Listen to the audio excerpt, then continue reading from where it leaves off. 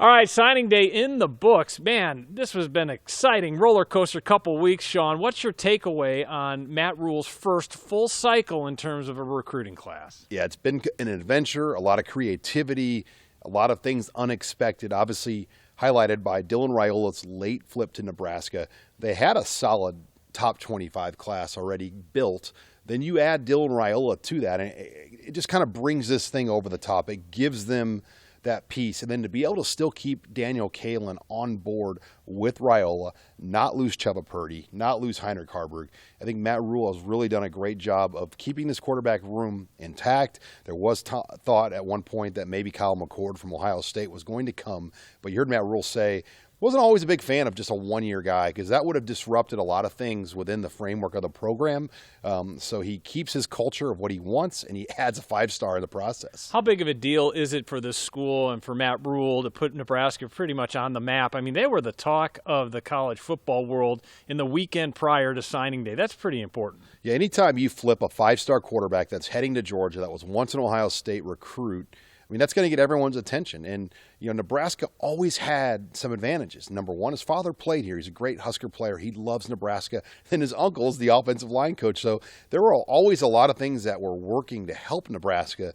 And finally, it just went across the goal line for them when it mattered. And, I think in Nebraska always knew there was always a chance that it could come back. They kept relations with the Raiolas. They still did a good job of not burning the bridges to allow things to get to where they got to close this signing class out. You mentioned Dylan's father, Dominic, and he's one of 6 legacy players in this recruiting class, something that's very important to Matt Rule. Yeah, Matt Rule talks a lot about culture. I think a lot of it is getting guys that want to be at Nebraska, guys that understand what it means to be at Nebraska, and who know better than legacies, whose fathers all had great careers. Kids like Caleb Benning, whose father Damon was a great running back here. Keelan Smith's father, Neil Smith, a former All-Pro Kansas City Chief player that was a standout here at Nebraska. Quinn Clark, I think, is a real sleeper, the son of the late Ken Clark. You can go on and on. I mean, the legacies, Camden Cook, Sam Cook's kid, the punter. So there is a lot of that in this class. And I think it just kind of builds with what Rule is trying to do with the culture. In terms of where they're recruiting from, they got a nice footprint in the state of Nebraska with the 8 in-state kids, but they got a handful of kids out of Miami and a handful of kids out of Texas, so really a national footprint, if you will. Yeah, the Miami storyline is the one that kind of snuck in there because they finished signing day with 5 signees out of Miami. And, that wasn't really expected about a month ago that it would get to 5. You thought 1 or 2, but Miami almost overtook Texas in the end of things. So that was maybe the surprise development late that they were able to push into Miami. I think having Phil Simpson on this staff, he's a recruiting analyst staff member that was the former high school head coach of Homestead. They won state when he was the head coach there. So you got that guy here. Evan Cooper's a great Miami recruiter.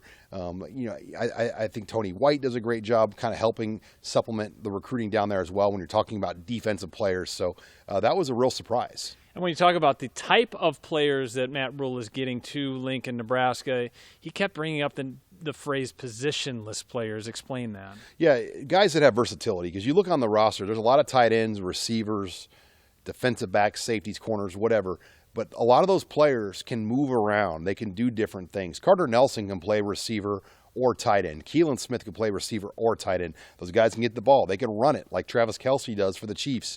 And you look at DBs. I think there's a lot of those DBs that even could grow into a linebacker. Like Braylon Prude's a safety, but he could be Javin Wright in 2 years. So I think when Rule looks at it, he's like, all right, I want the measurables, the height, the weight, the speed, the numbers, and I want football players. Then from there, we'll see where your body takes you. Not much at running back, but yet there is still a little time. What is next for this recruiting period? Because there is still an opportunity to sign a few more players if they find room. Yeah, I think the next window would be January 3rd through January 7th. There's a chance that Nebraska could bring in any transfer portal visitors. That's a small window that they allow for portal visitors.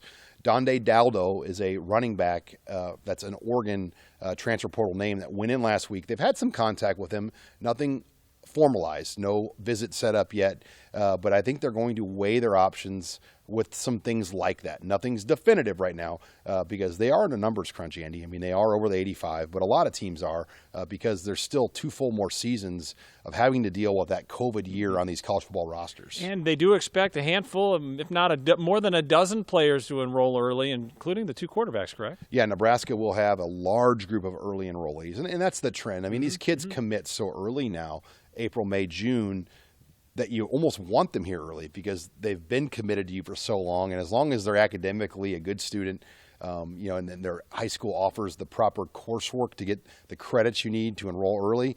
The hardest thing is like you got to take 2 math classes in 1 year. And some things like that have to happen because you might need 4 years of math to get into college.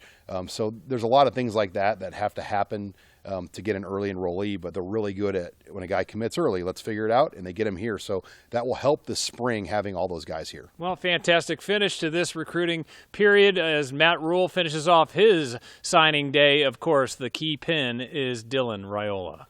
And in other news, we learned here this week that Nebraska's red-white spring game will take place on Saturday, April 27th. Reporting here with the Nebraska football team in Lincoln, I'm Sean Callahan of HuskerOnline.com.